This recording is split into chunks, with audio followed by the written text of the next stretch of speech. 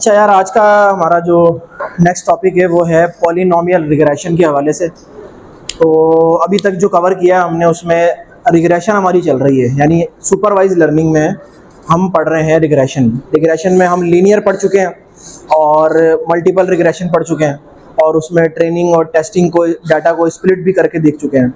आज एक third type है और आखिरी टाइप है रिग्रेशन की, रिग्रेशन के पॉइंट ऑफ व्यू से, वो है पॉलिनोमियल रिग्रेशन। लॉजिस्टिक रिग्रेशन भी होता है, लेकिन लॉजिस्टिक रिग्रेशन जो है वो क्लासिफिकेशन में आ जाता है, इंशाल्लाह वो हम कल पढ़ेंगे। लेकिन आज जो न्यूमेरिक डिजिटल डाटा की बात हो रही है ना, उसके पॉइंट ऑफ व्यू से रिग्रेशन की आखिरी टाइप पॉलिनोमियल रिग्रेशन है। अच्छा, पॉलिनोमियल आपने 12वीं क्लास में ही पढ़ा हुआ है, मैट्रिक में ही पढ़ा हुआ है। पॉलिनोमियल एक क्या होता है? एक इक्वेशन होती है, जितनी डिग्री होती है उसकी टू, और उस हिसाब से वो उसका सेलेक्ट किया जाता है कि वो क्यूबिक है या क्वाड्रेटिक इक्वेशन है। तो वहीं से ही बेसिकली ये सारा ड्राइव किया गया है। अच्छा, एक चीज़ इसमें इंपॉर्टेंट है, इंपॉर्टेंट ये है कि पॉलिनोमियल रिग्रेशन बेसिकली अप्लाई कहाँ होगा, किस डाटा पे अप्लाई होगा। नॉर्मली अभी तक जो हमने डाटा देखा है ना, उसको जब भी हम स्कैटर प्लॉट करते हैं वो लीनियरली इंक्रीज हो रहा होता है या लीनियरली डिक्रीज हो रहा होता है, यानी एक लीनियर डाटा होता है। क्या होगा अगर हमारे पास डाटा नॉन लीनियर हो, तभी ही हमारे पास कॉन्सेप्ट आता है पॉलिनोमियल का। मिसाल के तौर पे अगर कोई डाटा है, किसी डाटा को अगर हम प्लॉट करें एक्स एक्सिस पे और वाई एक्सिस पे और उसका स्कैटर प्लॉट करें, तो अगर हमारे पास कुछ डाटा पॉइंट्स इस तरह के शो होते हैं जो कि किसी कर्व को शो कर रहे हो आपके पास, तो वो बेसिकली साफ जाहिर करता है कि वो डाटा आपके पास नॉन लीनियर है। ठीक है, उस पर अगर आप लीनियर रिग्रेशन अप्लाई करोगे ना, तो लीनियर रिग्रेशन एक परफेक्ट फिट नहीं होगा, यानी उसकी एक्यूरेसी इतनी अच्छी नहीं आएगी। हो सकता है कि 60% आए, 50% आए, अप्लाई हो जाएगा। ऐसा नहीं है कि इस नॉन लीनियर डाटा पे आपका लीनियर रिग्रेशन अप्लाई नहीं होगा, अप्लाई हो जाएगा, एरर भी कोई नहीं आएगा, लेकिन एक्यूरेसी जो होती है, स्कोर जो होता है, वो हमारा अच्छा नहीं आएगा। 50%, 40%, 60%। तो ये कोई इस एक्यूरेसी को कवर करने के लिए हम क्या करते हैं, यूज लीनियर रिग्रेशन को ही करते हैं। लेकिन उस लीनियर रिग्रेशन का जो फीचर वाला पार्ट है, यानी एक्स वैल्यूज जो हैं, इनपुट वैल्यूज जो हैं, उसको हम कन्वर्ट कर देते हैं पॉलिनोमियल फीचर्स के अंदर, यानी किसी डिग्री के साथ हम उस पॉलिनोमियल में कन्वर्ट कर देते हैं। फिर उस पर लीनियर रिग्रेशन का मॉडल लगा के फिट किया जाता है। यानी अल्टीमेटली देखा जाए, लीनियर रिग्रेशन में भी आपके पास हम लीनियर मॉडल ही यूज़ कर रहे हैं, मल्टीपल रिग्रेशन में भी हम लीनियर मॉडल यूज़ कर रहे हैं। इसमें भी टेक्निकली देखा जाए तो हम लीनियर मॉडल ही यूज़ करेंगे, लेकिन हम क्या करेंगे, उसको पॉलिनोमियल फीचर्स में कन्वर्ट करके फिर लीनियर मॉडल अप्लाई करेंगे ना, तो हमारे पास क्या होगा, एक कर्व टाइप उसकी लाइन आ जाएगी, एक स्ट्रेट लाइन नहीं होगी। तो बस यही डिफरेंस है, और यही सारी बातें मैंने यहाँ कुछ टेक्निकल पॉइंट ऑफ व्यू से लिखी हैं कि अगर आपके पास if your data shows non linear behaviour, यानी अगर उसको प्लॉट किया जाए और वो नॉन लीनियर बिहेवियर शो करे, तो एक ये आइडियल केस है किसका, पॉलिनोमियल। पता कैसे चलेगा, यानी आपके पास जो डाटा पॉइंट्स आएंगे स्कैटर प्लॉट की फॉर्म में, वो कुछ कर्व आपको शो हो रही होगी वहाँ पे ना। हाँ, बेसिकली इस तरह के डाटा पॉइंट नहीं, ये तो लाइन तो हम ड्रॉ नहीं करते, तो बाद में हो, लेकिन जो डाटा पॉइंट्स की जो एक समझ लो कि एक रश जो लगा हुआ होगा डाटा पॉइंट्स का, वो एक ही तरफ लगा हुआ होगा, कर्व की फॉर्म में लगा होगा। ठीक है, लीनियर में क्या होता है कि आपके पास स्कैटर ज़्यादा फैली होती है और हम आराम से उसमें से लीनियर लाइन ड्रॉ कर सकते हैं। तो ये बेसिकली फ़र्क है। क्या कह रहे हो? इसमें नहीं कर सकते। इसमें कैसे करोगे? इसमें करोगे तो आप देखो ना, ये किया हुआ तो है मैंने, ये इस तरह से, तो कितना दूर जाके लाइन हमें प्रिडिक्टेड लाइन मिली है, तो इसका क्या होगा, अप्लाई तो हो जाएगा, वही बात तो मैंने की है, भी अप्लाई हो जाएगा, एरर भी नहीं आएगा, लेकिन एक्यूरेसी स्कोर अच्छा नहीं आएगा हमारे पास, 50%, 40%। तो ये तो खैर हमारे पास कोई एक्यूरेट वैल्यू नहीं है ना, हमें चाहिए 90, 80, 95, इतनी एक्यूरेसी मिलती है, तब कहते हैं कि हमारी प्रिडिक्शन अच्छी होगी। तो ये बेसिकली है, dependent variable y is an nth degree function of independent variable, यानी डिपेंडेंट वेरिएबल जो y है वो कोई nth डिग्री फंक्शन का जो है वो आपको एक ग्राफ शो कर रहा होगा। ठीक है, तो इस केस के लिए हम पॉलिनोमियल रिग्रेशन का फीचर यूज करते हैं, मॉडल फिर भी लीनियर ही लगाएंगे हम। ठीक है, अच्छा, अगर इक्वेशन की बात की जाए y = mx + b, ठीक है, वो है हमारी लीनियर इक्वेशन। इसको कन्वर्ट किया जाए तो हम किस तरह कन्वर्ट कर सकते हैं कि इसमें x का x रेज़ टू पावर, मतलब वो पॉलिनोमियल की बात हो रही है ना, तो वो x रेज़ टू पावर अगर फर्स्ट डिग्री पोलिनोमियल है तो x की पावर 1 होगी, ये तो खैर आपने 12वीं में पढ़ा हुआ है। अगर 2 डिग्री पोलिनोमियल है तो x की पावर 2 होगी, अगर क्वाड्रेटिक होगी या क्यूबिक होगी तो x की पावर 3 होगी। तो यही चीज़ें मैंने आगे लिखी हुई कि अगर लीनियर पोलिनोमियल जो हमारा होता है, हमने ये जो पढ़ा है, इसकी डिग्री 1 होती है ना, क्योंकि x की जो पावर होती है वहाँ से डिग्री डिनोट की जा रही होती है। और अगर क्वाड्रेटिक इक्वेशन है तो उसकी डिग्री क्या होगी, 2 होगी, और इस तरह से क्यूबिक है तो उसकी 3 होगी, इस तरह up to so on n तक, ठीक है। तो ये बेसिकली इस तरह से हम करते हैं। और ये डिग्री बताना इसलिए ज़रूरी है कि जब हम पॉलिनोमियल फीचर्स में कन्वर्ट करते हैं ना अपने मॉडल को, ठीक है, अपने फीचर्स को यानी अपनी x वैल्यू को, तो हम डिग्री भी बताते हैं उसको खुद से, कि मिसाल के तौर पे हम स्टार्ट लेंगे 3 से या 2 से और फिर स्कोर चेक करेंगे, स्कोर अच्छा नहीं आएगा तो फिर हम डिग्री चेंज करेंगे, दोबारा 4 कर देंगे, 5 कर देंगे। तो जहाँ पे हमें मोर वैल्यू, एक्यूरेट वैल्यू मिलेगी तो वो उसकी एक्चुअल डिग्री वैल्यू होगी। अब ये करते हैं आपको आइडिया हो जाएगा। इससे पहले ना असल में 3 ग्राफ्स देख लो। मिसाल के तौर पे मैं इसी डाटा पे अगर एक लीनियर लाइन लगाता हूँ तो इस कॉन्सेप्ट को क्या कहा जाता है कि ये बेसिकली अंडर फिट है, फिट नहीं हुआ, आपका मॉडल इस लाइन पे फिट नहीं हुआ, तो उसको एक उसने नाम दे दिया अंडर फिट, कि फिटिंग नहीं बैठी, बेस्ट फिट नहीं मिला। अगर इसको हम पॉलिनोमियल से डिनोट करेंगे यानी डिग्री, तो ये क्या होगा, बेस्ट फिट लाइन मिलेगी। लेकिन अगर हमने डिग्री बहुत ही ज़्यादा बढ़ा दी है, 10, 15, 20, 25 कर दी है, तो वो क्या कर देगा, पॉइंट्स को बहुत ज़्यादा क्लोज ले आएगा और एक लाइन ड्रॉ कर देगा। तो ये भी नहीं करना हमने, ये ओवर फिट हो जाएगा। तो ये basically under fit, best fit और ओवर फिट का कॉन्सेप्ट ये है कि हमेशा हमने एक ऑप्टिमल वैल्यू जो बेस्ट फिट लगे वो लेनी है। यानी ये है कि बहुत ज़्यादा भी कर्व नहीं कर देना उसको कि पॉइंट सारे ही जो है वो जमा होकर एक लाइन ही बना लें, तो ऐसा काम भी नहीं करना। तो एक नॉर्मल फिट जो होती है ना, बेस्ट फिट लाइन, वो लेनी है। तो आप इसको किस तरह चेक कर सकते हो, इसको बार बार इस डिग्री की वैल्यू को चेंज करके आप देख सकते हो कि आपके पास बेस्ट फिट लाइन जो आपकी आंखों को बेस्ट लगे। मतलब इसके लिए कोई वो एक रूल नहीं बना हुआ कि आपने ये वैल्यू डिग्री चूज करनी है। ये बेसिकली हिट एंड ट्रायल होता है कि आपने क्या किया, 4 रख दिया डिग्री की वैल्यू और बाद में एक्यूरेसी स्कोर चेक किया या लाइन बना ली, ठीक है। आपको लगता है कि ये लाइन अब सही बनी है, अगर मैं डिग्री 5 कर देता हूँ, 6 कर देता हूँ, तो ज़्यादा जो है वो कर्व हो जाती है। तो ये बेसिकली आपने खुद डिसाइड करना होता है। एक्यूरेसी चेक कर सकते हो, सबसे आसान अल्फाज कि अगर डिग्री सेलेक्ट करने के बाद एक्यूरेसी अगर आपकी 0.99% आ रही है तो ठीक है, फिर उसको मजीद डिग्री बढ़ाने की ज़रूरत नहीं है। सिंपल सा रूल है, ठीक है। यहाँ तक क्लियर है? अच्छा, कोडिंग स्टार्ट करते हैं। सारा प्रोसेस वही है जो हम अभी तक फॉलो कर रहे हैं लीनियर रिग्रेशन से। सबसे पहले क्या होता है, लाइब्रेरीज इंपोर्ट होती हैं। लाइब्रेरी में सबसे पहले नमपाई, पांडास, मैटप्लॉटलिब, सीबॉर्न करनी तो कर लो, नहीं तो मर्जी है। उसके बाद sklearn में भी लीनियर मॉडल हमने निकाला है लीनियर रिग्रेशन का, क्योंकि बेसिकली मॉडल आपका लीनियर ही है, उसके फीचर आप पॉलिनोमियल में कन्वर्ट करते हो, यानी डिग्री को लेके आने के लिए। तो उसके बाद sklearn में क्या करेंगे हम, लीनियर मॉडल में कौन सा मॉडल होगा, लीनियर रिग्रेशन होगा। अच्छा, उसके बाद sklearn में एक और एट्रीब्यूट है प्री प्रोसेसिंग का, उसको इंपोर्ट करने के बाद एक फंक्शन है पॉलिनोमियल फीचर।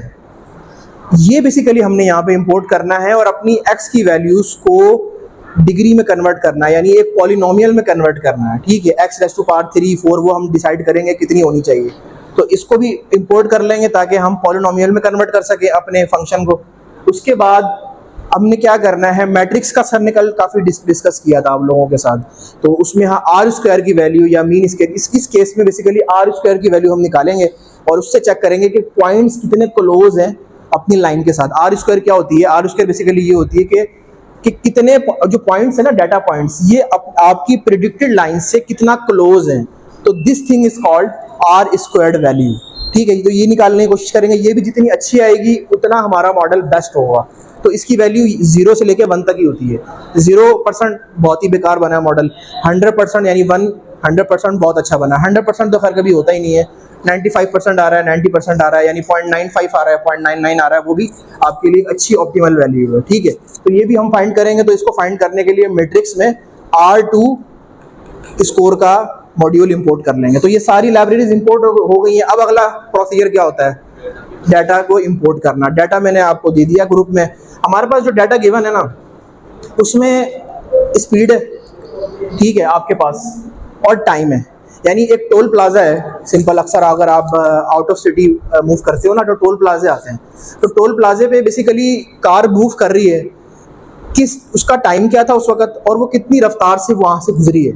तो ये वो डाटा है हमारे पास, समझ आई कि हमारे पास कार की स्पीड उन्होंने किसी टोल प्लाजा पे जो है ना वो मेजर की है कि वहाँ पे वो कितने टाइम पे गुजर रहा है, क्या टाइम हो रहा था उस टाइम और कितनी स्पीड से वो कार वहाँ से गुजरी है।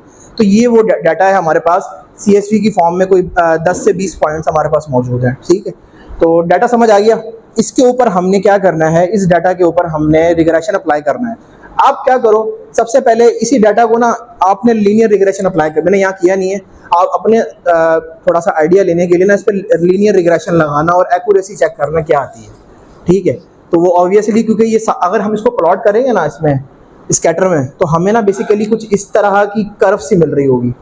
इस पर अगर आप रिग्रेशन अप्लाई करोगे तो पॉइंट्स बहुत दूर हैं, तो वो उसके लिए एक बेस्ट फिट मॉडल नहीं है। आपकी एक्यूरेसी की स्कोर हो सकता है 60% आ जाए, 70 आ जाए, या हो सकता है 50 आ जाए। मैंने चेक नहीं किया, लेकिन आप अपनी तसल्ली के लिए चीज़ चेक करना कि इस पर लीनियर अप्लाई नहीं होगा। ठीक है, तो उसके बाद हमने क्या किया है, अगला स्टेप हमारे पास है डाटा प्री प्रोसेसिंग का, यानी हमारे पास जो डाटा फ्रेम है उसमें से हमने फीचर्स अलग करने और लेबल्स अलग करने हैं, यानी एक्स और वाई अलग अलग करने हैं। तो उसके लिए एक तरीका तो जो था लास्ट टाइम हम कर रहे थे वो भी कर सकते हैं, एक तरीका ये वाला भी है।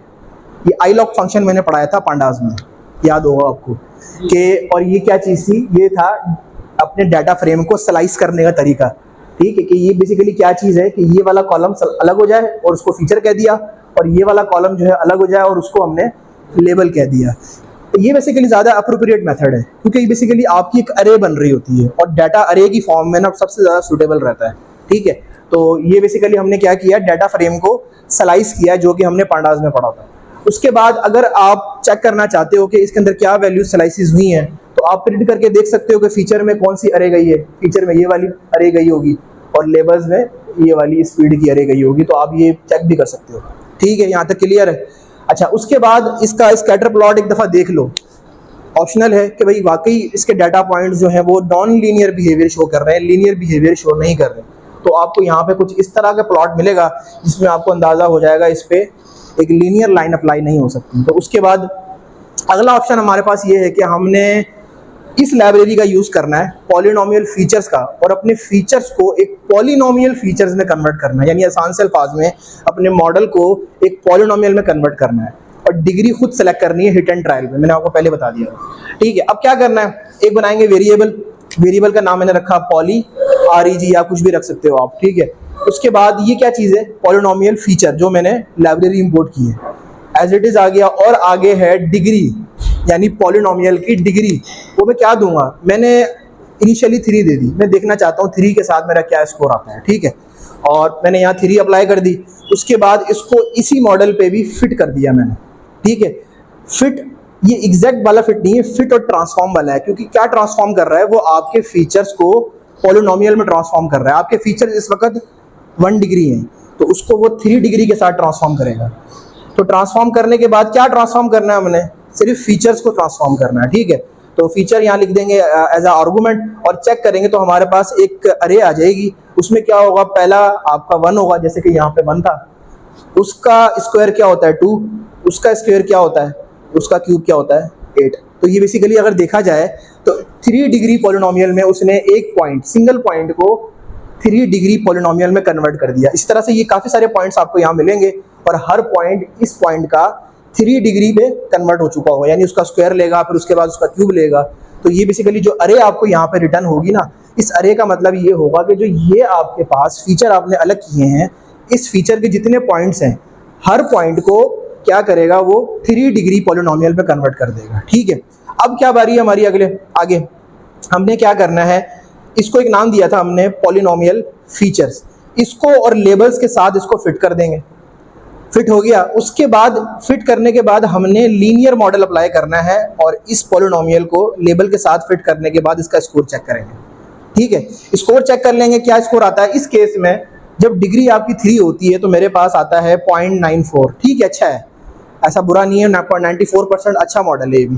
तो उसकी अगर मैं कहता हूँ कि मुझे यहाँ प्रिडिक्शन करनी है, मिसाल के तौर पे मेरे पास डाटा पॉइंट्स में एक 17 वैल्यू नहीं थी, मैं कहता हूँ कि 17 जब मतलब 17 क्या होता है, एक के बाद जब हमारा एक बचता है तो इसका मतलब ये है कि 24 आवर के हिसाब से 13 हमारे बच जाते हैं, 13, 14, 15, 16, 17, 17वें घंटे पे कौन सा जो है वो इतनी स्पीड पे कार गुजरी थी, मुझे इसकी प्रिडिक्शन करनी है। तो प्रिडिक्शन के लिए क्या करूँगा, सिंपल मॉडल डॉट प्रिडिक्ट, और उसके बाद आगे जो मैंने पॉलिनोमियल को फिट किया था उसका हवाला, और उसके बाद 17 जो मेरी वैल्यू है किसकी, टाइम की, उस पर मैंने स्पीड प्रिडिक्ट करनी है। तो मेरे पास आंसर आ जाएगा, वो बताएगा कि 88 किलोमीटर पर आवर की स्पीड पे ये वाली गाड़ी इस टाइम पे गुजरी है यहाँ से, ठीक है। तो ये बेसिकली यहाँ पे मॉडल बना है हमारा। उसके बाद अगर फर्ज करो यहाँ पे वैसे काम खत्म हो चुका है, मैं कहता हूँ कि मैंने अपनी प्रिडिक्टेड लाइन भी निकालनी है, उसको विजुअलाइज करना है, ठीक है। तो मैं क्या करूँगा, मेरा मेन ग्राफ तो ये वाला था ना जिसमें मेरे पास स्कैटर प्लॉट आए थे, मैं कहता हूँ कि उसमें पॉलिनोमियल की प्रिडिक्टेड लाइन भी आ जाए। तो उसके लिए क्या होगा, सिंपल आपने क्या करना है, स्कैटर प्लॉट का यूज़ करना है, और जो आपके पॉलिनोमियल के फीचर थे ना उसको आपने मॉडल डॉट प्रिडिक्ट में कन्वर्ट कर देना है। फीचर्स आ गए, लेबल्स आ गए, ये आपके पास सारे स्कैटर प्लॉट आ जाएंगे। और सिंपल प्लॉट जो लाइन प्लॉट होगा वो किससे आएगा, फीचर और प्रिडिक्टेड फीचर्स के साथ, ठीक है। क्योंकि ये लाइन कौन सी लाइन होती है, ये प्रिडिक्टेड लाइन होती है ना, तो हम बेसिकली यहाँ पे प्रिडिक्टेड वाला एट्रीब्यूट यूज़ करेंगे। और ये जो आगे आपके पॉइंट्स हैं, ये सारे पॉइंट्स कौन से हैं, ये सिंपल आपके डाटा पॉइंट्स हैं जो आपका मेन डाटा फ्रेम है। तो आपके पास इस तरह की एक कर्व आ जाएगी जो कि ये जाहिर करेगी कि ये एक पॉलिनोमियल फंक्शन है, ठीक है। ये वैसे ऑप्शनल होता है बेसिकली, अगर आपने देखना हो कि आपकी किस तरह से प्रिडिक्टेड लाइन आई है, ठीक है। तो यहाँ तक, उसके बाद अगर हमने आर स्क्वायर निकालनी है, आर स्क्वायर यानी आपके जो पॉइंट्स हैं वो उस प्रिडिक्टेड लाइन से कितने क्लोज हैं, कितने परसेंट क्लोज हैं। तो सिंपल उसके लिए R2 हमने यहाँ पे इंपोर्ट किया हुआ है ऑलरेडी। हमने क्या करना है, R2 को PF प्रेड्स, ये वाली जो PF प्रेड्स है यानी जो प्रिडिक्टेड लाइन थी, और साथ में लेबल्स, इन दोनों के आर्गूमेंट को पास करके चेक करोगे तो 93% क्लोज हैं वो पॉइंट्स। क्या कह रहे हो आप, ये चेक करना। असल में जो आर स्क्वायर्ड होती है ना, वो बेसिकली एक ऐसी वैल्यू होती है कि आपके जो डाटा पॉइंट्स हैं आपकी प्रिडिक्टेड लाइन से कितने क्लोज हैं, वो हाउ मच परसेंट कितने क्लोज हैं, तो उसको चेक करने के लिए आर स्क्वायर वैल्यू निकाली जाती है, ठीक है। तो यहाँ पे हमें ये बता रहा है कि आपके जो डाटा पॉइंट्स हैं आपकी प्रिडिक्टेड लाइन से 93% क्लोज हैं, और एक अच्छी वैल्यू है ये देखा जाए तो, है चेक कर सकते हैं। वो असल में जगह नहीं थी यहाँ तो इसलिए मैंने नीचे लिख दिया गलती से, और कोई वजह नहीं है। अच्छा, उसके बाद ना एक और चीज़ है, ये हमने वैसे पहले करनी चाहिए थी हमें, कि आपने मॉडल बना लिया, मॉडल की एक्यूरेसी भी अच्छी आ गई, अब उस मॉडल को मैं कहीं सेव करना चाहता हूँ, ठीक है, ताकि फ्यूचर में मुझे सारा काम दोबारा ना करना पड़े, जस्ट उस मॉडल को कॉल करूँ और अपनी प्रिडिक्शन करूँ, दैट्स इट। अब ये काम हर दफ़ा तो नहीं करना ना मैंने कि मेरे पास डाटा पॉइंट आएंगे और उसके बाद मैंने उस पर जो है ट्रेनिंग करनी है, टेस्टिंग करनी है, फिर मैंने उसका स्कोर निकालना है। तो ये काम हर दफ़ा नहीं किया जाता actually in real life world में। आप क्या करते हो, एक दफ़ा मॉडल तैयार करते हो, मॉडल की प्रिडिक्शन अच्छी आ गई, उसके बाद उस मॉडल को सेव कर लेते हो। सेव करने के तरीके हमारे पास यहाँ पे दो हैं, और भी काफ़ी सारी हैं, लेकिन जो ऑप्टिमल तरीके हैं, एक है पिकल मेथड और एक है जॉबलिब मेथड। देखो आज से ना अगर कई साल पहले की बात करूँ ना, मैं कई साल पहले की बात करूँ, तो जब आपके पास फ्रिज नहीं होता था तो खाना कैसे स्टोर करते थे, अक्सर लोग उस ज़माने में ना तो जो सब्जियां होती थी ना इसका अचार बना लेते थे। तो आपको पता होगा कि अगर हम ऑयल में कोई चीज़ डाल देना, कोई सब्ज़ी या कोई भी ऐसी चीज़, वो काफ़ी साल तक ख़राब नहीं होती, या फिर उसको किसी ऐसी जगह पे भेज दें जैसे कि अंटार्कटिका, ठंडी जगह पे, तो वो चीज़ें ख़राब नहीं होती बेसिकली। तो बेसिकली आइडिया इसके पीछे यही है कि आपने अपने मॉडल का क्या बनाना है, अचार बनाना है, ठीक है। तो सिंपल सी बात है, एक लाइब्रेरी है, उस लाइब्रेरी का नाम है पिकल, ठीक है। तो इंपोर्ट कैसे करनी है, इंपोर्ट पिकल एज पीके। पीके मतलब ये फिल्म वाला पीके नहीं है, जस्ट आप अपने जो है वो नाम देना है आपने, क्या ये इंस्टॉल आपको मिलेगी, नहीं भी हो तो पिक कर लेना, हो जाता है, ठीक है। तो वैसे ये होती है, कोई बहुत बड़ी लाइब्रेरी नहीं, छोटी सी है। तो इंपोर्ट पिकल एज पीके, और उसके बाद पहला काम किया है आपने, ये सारा जो मॉडल बनाया है इसको सेव करना है। सेव कैसे करोगे, पीके डॉट डंप, DUMP, डंप लिखना है, और उसके बाद मॉडल उसका कौन सा है, बेसिकली इसका क्या नाम दिया था हमने, ये वाला वेरिएबल जो मेन मॉडल है आपका, उसका रेफरेंस दोगे। उसके बाद ओपन लिख के यहाँ पे नाम देना होता है उस फाइल का।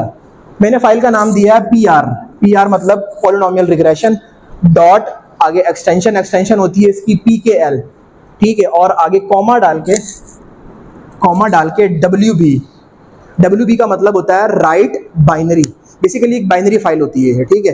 तो ये जस्ट इसका एक सिंटैक्स है कि आप क्या करोगे, PK डॉट डंप लिख के मॉडल कौन सा जो आपने यहाँ बनाया है, यहाँ जो भी वेरिएबल दोगे उसी का नाम यहाँ देना पड़ेगा, ठीक है, क्योंकि इस मॉडल को सेव करना चाह रहे हैं ना हम।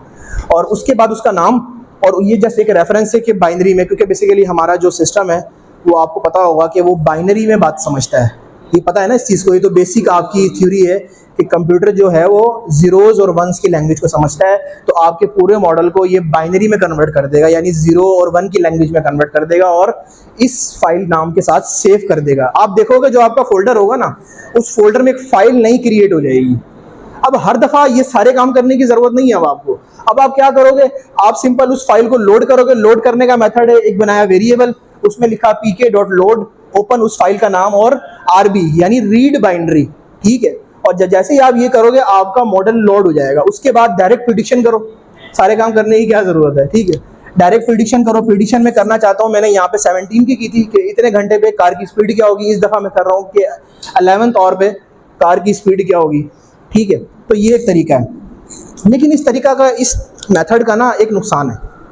नुकसान ये है कि जो हाई अरेज होती है ना, बड़ी डायमेंशनल, यानी 2 डिग्री 3 डिग्री की डायमेंशनल की अरेज तो आराम से सेव हो जाती है, लेकिन हाई डायमेंशनल की अरेज इसमें इजीली सेव नहीं होती, या कोई एरर दे देती है, या फिर मॉडल करप्ट हो जाता है। तो उसके लिए एक नई लाइब्रेरी बाद में आई, जॉब लिब, ठीक है। तो इस लाइब्रेरी को भी इस तरह इंपोर्ट कर सकते हैं हम, इंपोर्ट जॉब लिब एज जेबी, ठीक है। और जेबी मेथड वही है, jb.dump फाइल का नाम, और pr ये बेसिकली नाम है, ये मॉडल है, ये आपका नाम है PR_joblib, या कुछ भी रख लो। मैंने PR joblib रखा है, आप कुछ भी रख सकते हो, इसकी एक्सटेंशन नहीं होती, ठीक है। और उसके बाद ये सेव हो जाएगी। लोड करने का मेथड है jb.load PR, जो नाम आपने यहाँ रखा होगा वही नाम, तो ये लोड हो जाएगी। अब इस पर प्रेडिक्शन करके देखते हैं। मैं कहता हूँ कि मैंने 17 पे कर ली है, 11 पे कर ली है। अब मैं चाहता हूँ मैं के चौथे घंटे में जो गाड़ी गुजरी थी उसकी क्या स्पीड है, तो उसको निकालना चाहता हूँ। तो ये अब मेरे पास वैल्यू आ जाएगी, ठीक है। अब मैं डायरेक्ट यहाँ से लोड कर रहा हूँ और प्रेडिक्शन कर रहा हूँ। मैंने ये काम सारे छोड़ दिए बीच में, क्योंकि मैंने एक दफ़ा मॉडल को सेव कर लिया है, ठीक है। तो ये 2 मेथड होते हैं अपने मॉडल को। आपने जो लीनियर रिग्रेशन वाले मॉडल बनाए थे या मल्टीपल के बनाए थे, उसको भी इसी मेथड से सेव कर सकते हो, या फिर आगे जाके जो क्लासिफिकेशन पढ़ोगे आप, उसके जितने मॉडल होते हैं मशीन लर्निंग के, इवन के डीप लर्निंग के भी, सारे पिक्कल या फिर जॉब लिब से सेव हो जाते हैं।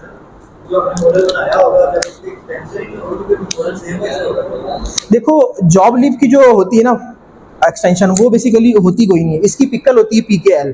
ये अंडरस्टूड है कि अगर आपके पास वो बाइनरी फाइल होती है, बेसिकली बाइनरी फाइल को अगर इसको एज इट इज़ मिली होगी ना कि अंदर कोई डाटा मौजूद है, वो उस डाटा को पिक कर लेगा। अगर आप उस बाइनरी फाइल को खोलना चाहते हो ना, तो राइट क्लिक करो, कहीं तो वो सेव होगी ना। जैसे ही आप इसको सेव करोगे तो आपके फोल्डर में वो बाइनरी फाइल सेव हो जाएगी। उस फाइल को खोलने के लिए ना, ऐसे ही पंगे लेने के लिए राइट क्लिक करो और नोटपैड में खोल लो, तो वो आपको अंदर सारी बाइनरी वैल्यूज़ मिल जाएंगी। तो बेसिकली वो बाइनरी वैल्यूज़ हमारा मॉडल ही होगा जो हमने सारा यहाँ बनाया है, तो वो इसको यहाँ पे अंडरस्टैंड कर लेगा ऑटोमेटिकली, ठीक है। तो ये चीज़ है। तो इस तरह पिकल में सेव करते हैं, इस तरह जॉब लिब में सेव करते हैं। दोनों में फ़र्क क्या है, इसमें हाई डायमेंशनल अरेज सेव नहीं होती हैं, और ये जो है ज़रा कह लो कि बिग बॉस है, तो ये वो सारी चीज़ें सेव कर लेता है, ठीक है। तो यहाँ तक था। R² भी कैलकुलेट कर लिए, और इसके बाद टास्क है छोटा सा, ठीक है। टास्क ये है, मैंने यहाँ पे डिग्री 3 रखी है और क्या स्कोर निकाला, 94%। क्या मैं अगर डिग्री की वैल्यू 10 कर दूँ तो मेरी एक्यूरेसी इंक्रीज होगी, ये चेक करना आपका काम है।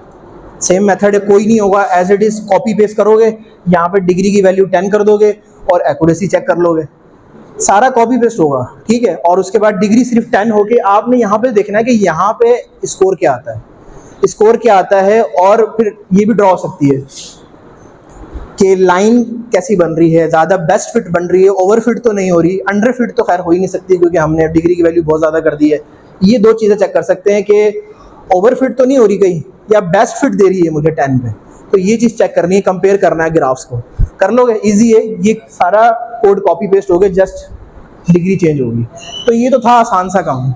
अब थोड़ा सा मुश्किल काम करते हैं। टास्क 2 आपका ये है, एक CSV फाइल और मैं देता हूँ आपको, उसमें HR डिपार्टमेंट का कुछ डाटा है कि हमारा जो एक ये एम्प्लॉय है, इसका ये टाइटल है, ये इतनी सैलरी लेता है, ठीक है।